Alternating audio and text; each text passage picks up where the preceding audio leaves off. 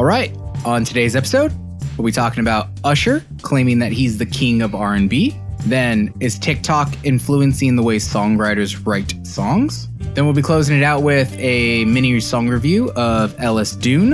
Has the Elder Emos going crazy with the lineup? All this coming up.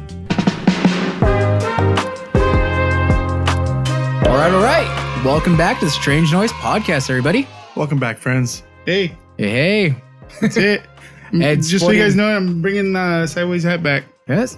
Dude, somebody's got to do it. I might as well be the person. Right? Yeah. Wesley Snipes and Woody Harrelson from White Man Can't Jump. Yep. Are you proud? Yeah. Oh, yeah. Big Like, time. legit, I used to rock this, I think, like in 8th grade, 7th grade, 8th grade. Oh, yeah, you were like I was the Hesh skater. Yeah. It's like, Very Aaron Costin. I don't even know how I thought like I Very felt Eric cool. Costiny, dude. I don't know Big how time. I thought this was cool, but whatever. Hey, I thought the fucking bangs were cool, and I had that too. There are plenty trends that the kids nowadays are going to look back and be like, what the hell was I thinking? I'll go on a limb. Yeah, they're all cool. Yeah. Just, we outlived it. Yeah, we outlived it. Yeah, that's it, man. I'm just gonna straighten the hat out. They, I felt weird. The trends didn't outlive the cringe.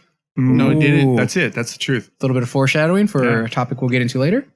But yes, welcome back, everybody. Welcome back, strangers. Welcome in any new viewers, listeners of the podcast. Thank you for checking us out. Welcome. Please, if you enjoy, don't forget to like, share, follow, do all that jazz. You know, preach the gospel that is Strange Noise. Yeah. Go knock on your neighbor's right. door. Yeah. Tell them that Tell them, have you SN heard? loves them, and we're gonna save their soul. Right. Yeah. We're going to shave their soul. Shave their soul. Yeah. And your And their head. scrotum. Oh. Well, we're doing scrums now. Yeah. This episode is brought to you by Manscaped. Yeah. Works. I'm a customer. Like, I'm not only the spokesman, I'm Yep. the most loyal fan. I've always wanted to try them, dude. Dude, I'll shave yours on the podcast. That's an OnlyFans. That's an OnlyFans. Oh, we can do it where it's just like waist up, you know? yeah. See? Oh, that's the best, dude. They just hear the You see all this flying fucking hair? Yep, everywhere, yep. dude. Ooh, that's a bit. That's a good bit. There you go. Damn. Son of a bit. Oh. Oh, that needs to be the name of the bit channel. Son of a bit. There you go. Okay, I'm down. You know. But you guys ready to get into this? Let's do it. Yeah, let's do this, man. Yes. So Usher.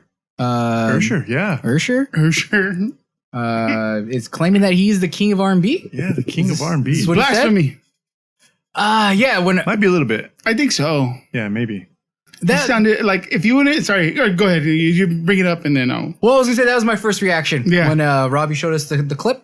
Yeah. He was on a podcast, radio show. What was he on? Yeah, podcast. And then they were asking him about where does he place himself? Is that what it was? Or I don't even think that was a he question. just inserted it. He's Yeah, like, he said that I am. I'm just gonna start saying it. That's That it. he- Yep. there was no question. He's just that's like, why I was Declaration. like- It was a declaration. That's I was like, basically yeah, that's what it was. kind of like whatever, bro. You're not the maker of this, or I don't know. so Just felt really douchey. we'll throw a little clip of the Usher on the podcast. Right here. Yeah, and just to clarify, it was the People Everyday podcast. That's where he went on and he said that. But yeah, he's saying that look it. I do like that he's paying homage in a sense. He's trying to, but it also might be kind of one of those things where you're doing it basically to do what he's doing, which is so he can make that claim. You know, like It's more of a softening the blow than paying homage. It feels like. Yes, you're right. I think that's really what it is because you're right. It's not paying homage. Yeah, because he's like, because he's saying pretty much these people speak through me, right? Kind of. Well, Yeah, you gotta that's say that. kind You of. can He's saying hear channeling. Yeah, you can hear their voice in my voice type thing. Yeah. The only part that can be like homage is that he's like, I'm standing on the shoulders of, Marvin Gaye, Exactly, of, yeah. all these people. Yeah. But So- again, like you said, it is a little backhanded. Yeah. It is. I get it. And I do see that there is which is for me, those are the things that I like. I like when people cross those things off their list, paying homage, making sure that they give credit where credit's due, things like that. Especially when it is a main inspiration of yours. Like, Yep. I like it when, I was telling you guys, I just seen the Jordan Peele movie Nope. Yeah. And you can see that. Nope. Nope. I like you said like that. Nope. That's what they do. They're like, nope. That's great. But you can see that he paid homage to like his like Steven Spielberg is a main influence in there. Like he did this, these wide shots and things like that. And he also did like some shots from like what's that? I think it's not The Day the World Stood Still. But anyways, there's some shots that are very influenced by some classic horror. Okay. And you can totally tell that he's paying homage, but he's doing his own thing, And I like when people do that, If you're gonna pay homage, but don't backhand it, don't like soften the blow because you're trying to say that you're better than those people or something like that. Yep, exactly. And that's what it kind of felt like. It kind of did feel like that a little bit. Yeah, it's like totally forgot about the people that are still around doing it. Yeah. And I mean, I like Usher for whenever we need Usher, he's always there to do his job. You know what I mean? You know what I'm saying? Like, as far as his style of R&B goes, as far as like that style of R&B goes, yeah, he's great. I've liked a bunch of his songs that were like, some of his singles pretty good, like back in the day, more or less. But like the first was the My Way album. That was a good album. Like he's obviously, what I'm trying to say is basically he's got credibility. We know that. The only reason why I'm trying to say that is because he did fuck up. There's one little piece that he did that I don't like, and it's when you say weird things like, "Oh, well, this is a God-given gift." And, you're right. God chose me. Yeah, God chose me. When you start saying things like that, then you lose me. You lose me. I'm not following. Yeah, because you kind of give that what is it? The ordained, or like I forget what like it was like some sort of fate, Yes. Yeah. Like it's not. It's just you're a good singer. You worked at it. With props to you. Yeah. And you did your due diligence. You worked. You practiced. You got good. Yep. And you made some hit ass songs. If you're gonna use that, you'd be like, you know what? He used if he wants to go with the God-given talent route, like I used the talents I was given and achieved this. Yes. That's the route you want to go. Like God chose me. Yeah, God chose me. Yeah. To spread the word of going trapping your panties. It's like because he's got some songs will do that. Big time, dude. Usher, not the king, but I will say he is R&B royalty.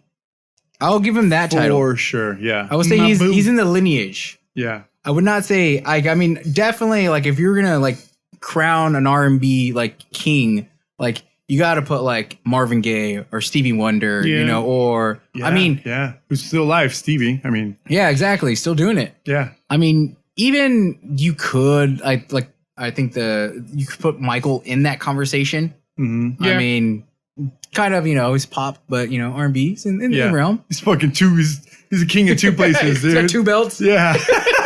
He's like Conor fucking McGregor. He's fucking king of pop and the king of freaking R&B. He's freaking McGregor walking all over the place. Oh, that's sick, dude. So, said about that much. I don't know if Mike would want that, but I mean, you know, we definitely want to give it to him. But yeah, I would not put. Like when I heard him say that, I was just thinking of like, what about like Marvin Gaye? Yeah, Teddy Pendergrass, freaking Stevie Wonder, which is still around doing it. And again, he didn't say, he's not clarifying like if it's dead or alive. That's what he didn't say. Yeah, he didn't. I'm almost thinking it's alive because if they were alive, he would want to pay respect or homage. Not homage in this sense, but he would want to pay respect, I guess, and give them their title. So let's say, for the sake of this conversation, just so kind of we can maybe approach it in the best light. I don't give want them to benefit of the doubt. Yeah, give him the benefit of the doubt. I do think he means presence right now, alive. I still would put like if we're gonna say presence, then you'd have to like say like we said Stevie Wonder, Stevie Wonder. Yeah. I mean, even you think he's thinking like relevant artists, But I feel like, to be honest, in my realm of thinking, I feel like fucking Stevie Wonder's still more relevant than him. And I think I think you think that. I think you think that. Because I do think that you were thinking that he's a legacy artist. So those are the people that just never leave us. Yeah. Like it's like Michael Jackson. You'll never stop thinking about Michael Jackson. But because Usher's still alive and hasn't reached that legacy, check mark yet or benchmark. So we can forget about him. I don't remember that Usher's around. Like, and that's my point though. To the fact, like he's almost in that same camp as Stevie Wonder. Where like, I mean, he's got a Vegas residency now. So Usher. Oh, does he? So I mean, I didn't even know that. He just got. Like, it's just recent. So I mean, like, wow.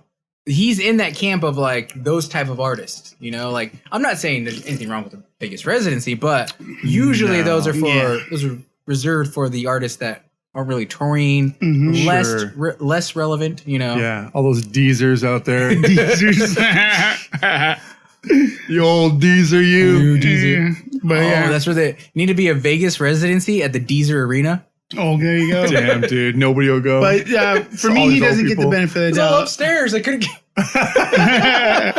Don't worry, it's a playing field. It's one level. But I was saying, I don't give him the benefit of the doubt just because he made that claim. So direct and like, that's a bold claim. It's a bold claim. So like, I can't give him. I don't think you're right, Ed. You know what? You don't. You can go and claim your kingdom. You can claim whatever you want to claim, but you gotta hold it down. It's usually best when you're crowned king. And if he's not holding it down with like new drops, new releases, trying to stay relevant, trying to stay in the game, right? You know, I don't care that you got a residency in Vegas. Like that's what people that can't, sell do. So. For sure. I don't know. Those who can't do, go to Vegas. I don't know. I do like John Legend as well. And I know, his name should be thrown out there, but I almost feel like he has respect for Usher. Yeah, probably, Like, I would put him in the same category. Like, I would maybe put Usher a little bit above, but they're still in the R&B royalty talk. Yeah. They're not. They're princesses or princesses. Princesses. I sure say prince plural. How do you do that? Yeah. Princess. Yeah, it sounds wrong, but that's right. Princess. I love it. Yeah. But you know what I was trying to say. Princesses. But I would put them in that R&B royalty. I would not crown them kings. Not yet.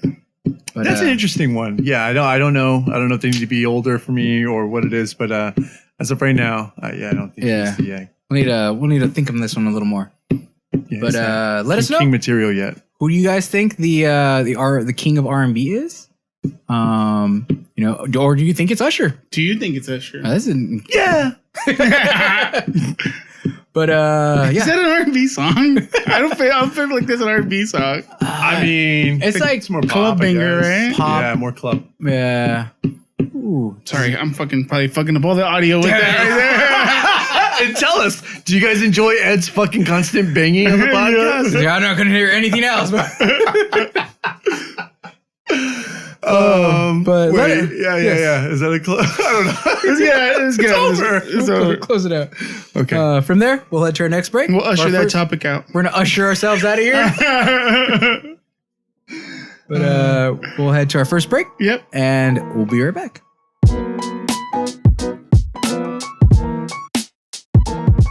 All right, let's get back into this.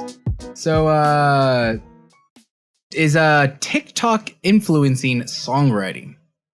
That is the main question of this discussion. Okay. What brought it up is I don't know if you guys. Well, we heard the song off air before this, but the song.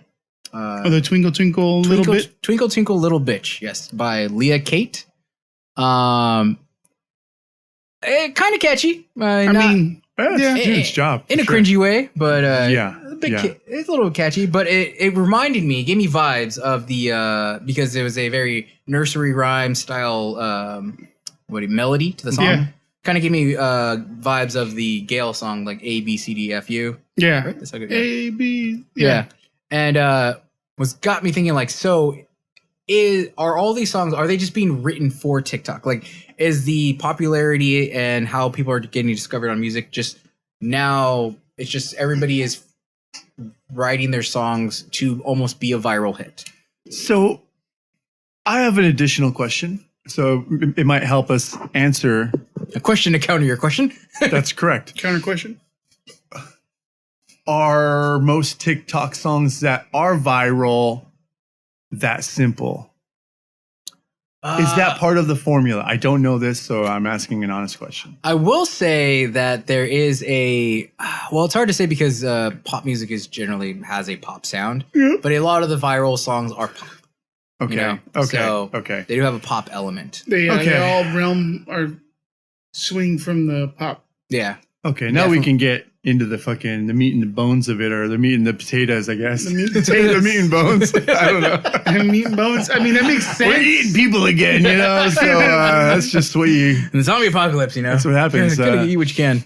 But I think with pop music, there is some sort of charm to having something as simple as an ABCD, you know, sort of structure.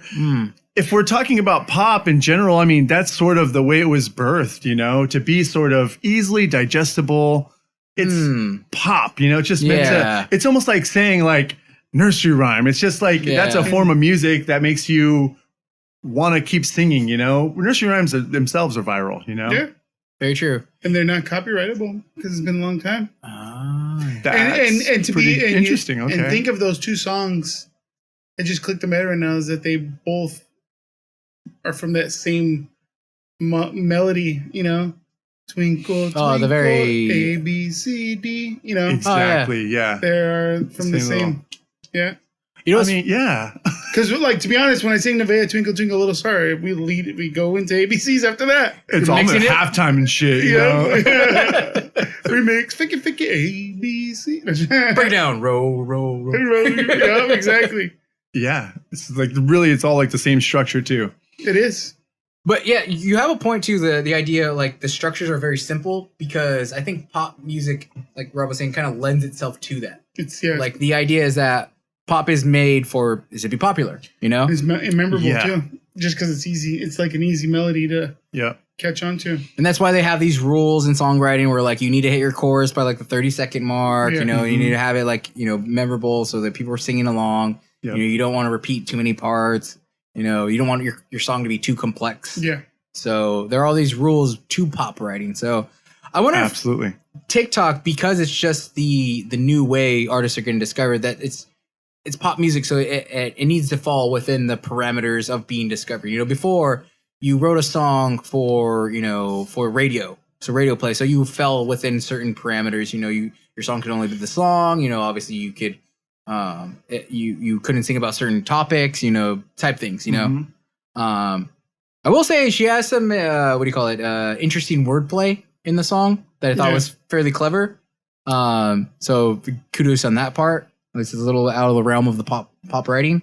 Yeah, I think those are the sweet parts, you know, when you do something as simple as a cookie cutter structure like that and cookie cutter melody, adding like curse words or just odd phrases in there, you know, absolutely start to make it a little more cool, you know? Yeah, make it a little more cool, a little bit more hers. And then a little more memorable too, because it kind of reminds me of the Panic at the Disco song, you know, the first one, they were the I Write Sins Not Tragedies.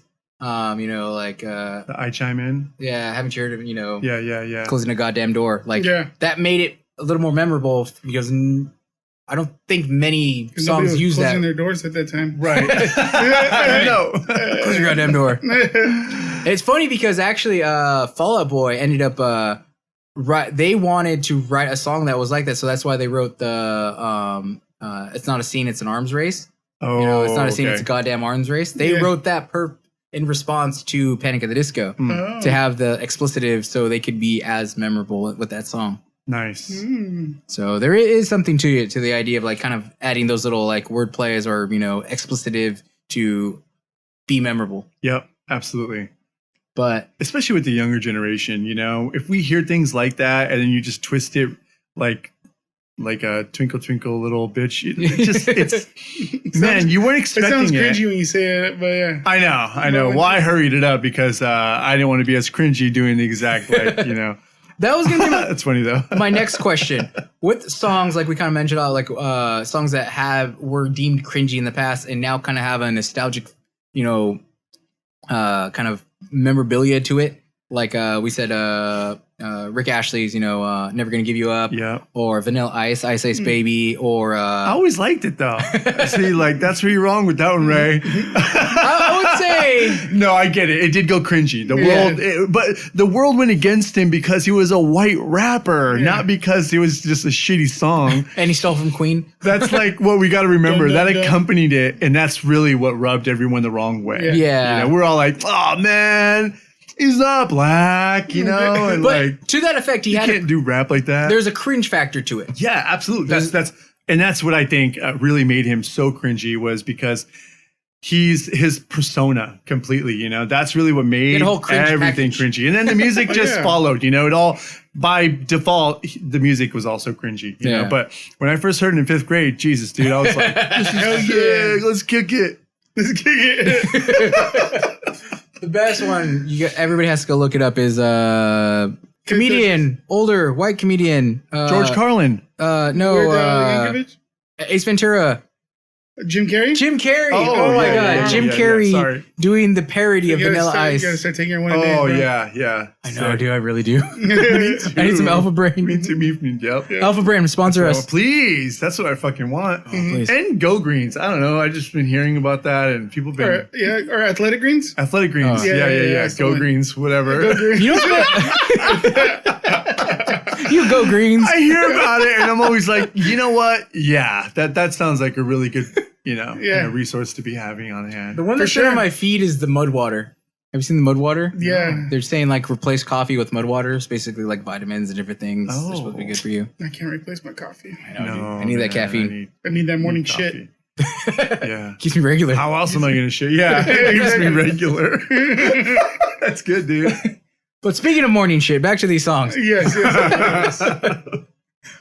So in the sense of those, do you think like songs like this can outlive the cringe? Like, is it I don't know. The one thing I was thinking is the reason why some of these songs, like, you know, the Right Said Fred song, I'm Too Sexy, was cringy back in the day, is it's a different generation now. Like, the same generation that was listening to I think that song was not cringy when it came out. I think that shit was like popping, bro. You think? I think so, man. 80s were different, bro. I think you gotta 80s were remember, different. like, I mean, they It were was just cringy to us, yeah. but I think when it came out, it was like on the radio. It was in the clubs. Think about it. If it's on the radio, it's made it Yeah. to a certain point. It's got, I mean, it's on the radio, you know? I mean, I don't want to say that, you know, only good songs are on the radio. That's not what I'm saying. I don't want to be known for saying that. Do not hold me to this. Please. But what I am saying is, especially back in that day and age, dude, if you have a fucking album, imagine how many people had albums or songs to put on the radio. Those are the ones making it, you know? Yeah. Yes, you've got connections, you know, this A&R knows this person over here and they got to just slide it through. But replays, it's popular, you know? It had a moment of popularity. Well, I mean, yeah, go ahead. As shitty as those songs are. I think it's a good song, to be honest. I like it. What I'm saying is, I don't consider them cringy. Yeah. From what I read, like, I think it was was it a Rolling Stone article or some other basically charted, Okay, so you got a fact. yeah, All right, cool. I didn't know charted this, songs that are the worst songs of a certain Decade. time period, and they included songs like, you know, I'm Too Sexy and Never Gonna Give You Up and stuff like that. Yeah. But If looking at it now, yeah, maybe. But I don't know. But I just don't know about it at that time. It came out like it was like, you know. Dude, it's like Imagine Dragons, dude. They're on the fucking radio, but they suck. You know what I mean? Like, that's that. Like, I'm telling you. I agree with it that. Doesn't mean that they're not popular because they're fucking popular. No, they're but popular, but I'm saying cringy. to your effect, they are cringy. Is that you have record labels that push music? Yeah. You will always have record labels that push. So True. Yeah. it doesn't take. That's why I think people rebel against certain songs because True. they've been force fed these songs. Yeah. And I think this is why you're seeing like a backlash to maybe a song like this one because it's been kind of pushed on TikTok and everywhere else. Yeah. So- Yeah. Oh, I like how you pulled it back in. Yeah, and that's the thing. I think when you have like the record execs pushing all these songs, they can be popular. They can be super popular. Yep. But people find them cringy because they don't actually like them. They're just being pushed, you know? Yeah. Much like these TikTok songs. Exactly. Man, this is interesting. I don't know if she can outlive this cringe, man. This is just. I don't know. I think she's become the new Rebecca Black or something. I will tell you what I seen. My first reaction when I seen that video that you were watching while you were playing the song, I thought, oh, she's like she's an imposter, you know? Oh, because she looked older? She looks, quote unquote, like she's 18, but I already know looking at this chick that she's 20 something, you know? I said 27, she ended up being 26, so. Not too far off. You're good. Yeah. And I'm telling you, right out the gate, I was Your like, this is like jump rate radar's pretty perpetrating. good. You know what? Perpetrating. There might be something to that adding to the cringe factor because that's another reason why people diss on MGK.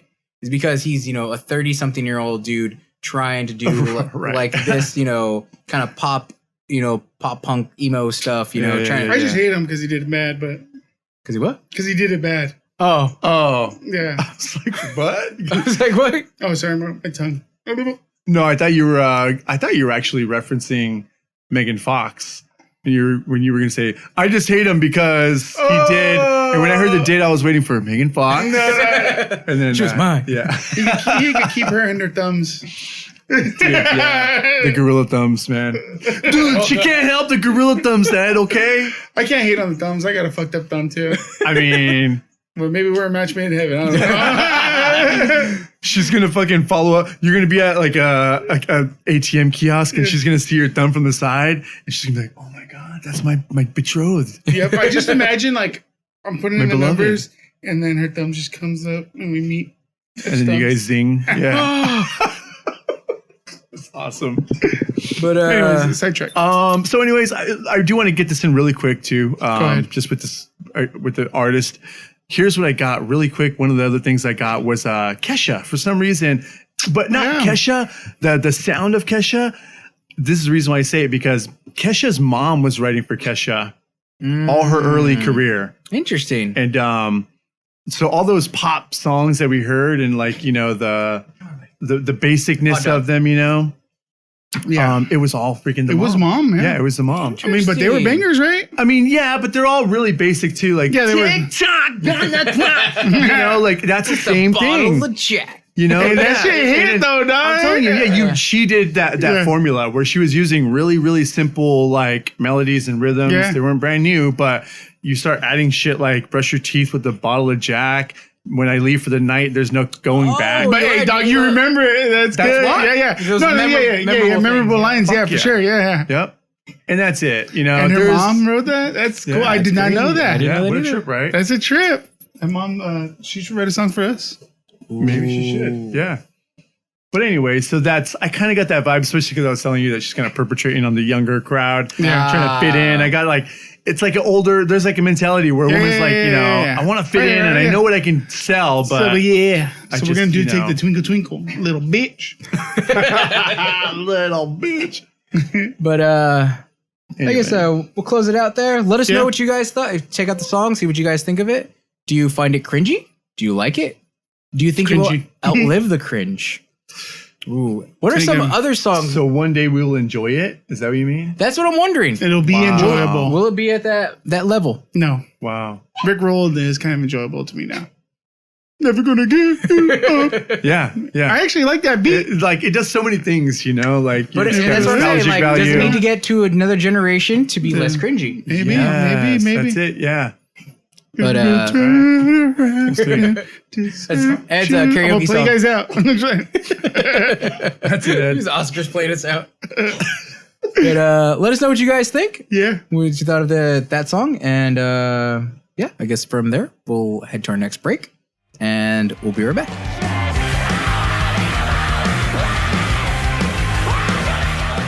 All right, everybody, welcome back. You just heard "Permanent Rebellion" by Alice Dunes. Dunes. Yeah. Sorry, Dunes. Deans.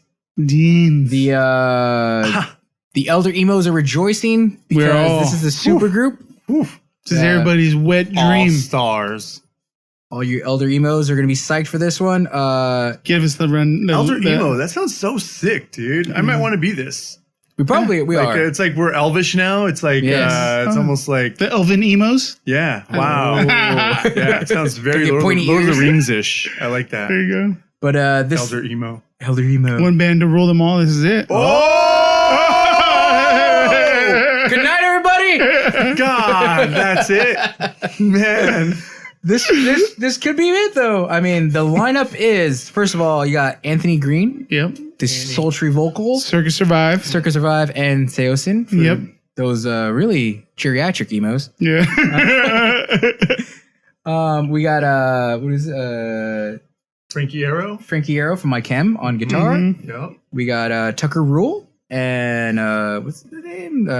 Tim Payne. Tim Payne from Thursday on which would be your percussion section. Yeah. Yep. Got bass and drums there. Yep. And then you got Travis Stever on other guitar from Shredding guitar. Yeah. Coheed. Yeah. But yes. So Man, what a lineup. I can't believe it. I don't know how this happened, but this is a super group. And when I seen it, I was like, what the hell? Is like wicked. all these guys are in one band? The name is really cool too. I know we mentioned that. We didn't get into it, but yeah, the name is really cool. Ellis It's Dunes? like a pen name, you know? I feel like, it's like a writer, alias. right? Yeah, I feel like it's it's alias. aliens. Ooh, yes. Yeah, That's like how or that like feel. MF Doom, you know, like Yeah. the rapper gives me that vibe. I like that. I wonder if that's maybe what they played off of, you know? Maybe. That'd be interesting. Ellis Dunes. I wonder what the LS stands for. We gotta know.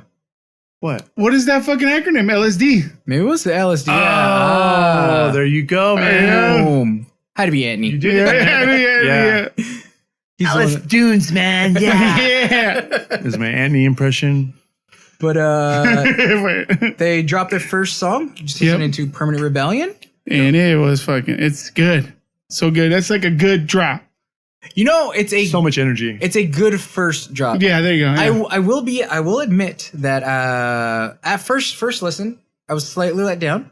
Just because I was so overwhelmed by the lineup. I was expecting just to be like blown away, you know, just like Yeah. you know, freaking melting face like I've never heard a song written like this exactly. before. Yeah. it was the song one song to rule them all. So at first listen, I was just slightly let down. I was like, I guess I was just expecting a lot more from it. Yeah. But Didn't tickle your pickle. Oh, as it's much? regular music. I was like, oh, these guys are amazing. They need to come out with something great. But a couple listens, I was like, oh, like the energy, that freaking the driving bass throughout the whole thing. Yep. The single like guitar riff, and then Anthony's freaking screeching vocals on that. Wow. It's warmed on. It's a good first. Wow. So I do classify it as a good first release. Mm-hmm. And I'm excited to see what else comes You out. heard it here. I agree. Ray classifies it as a good A-OK Yeah, first release. solid. Ayo. Solid 7. Solid 7. That's good, dude. Yeah, I'm so excited. The vocals are crazy. I didn't really think that Anthony would want to do that again. Another project.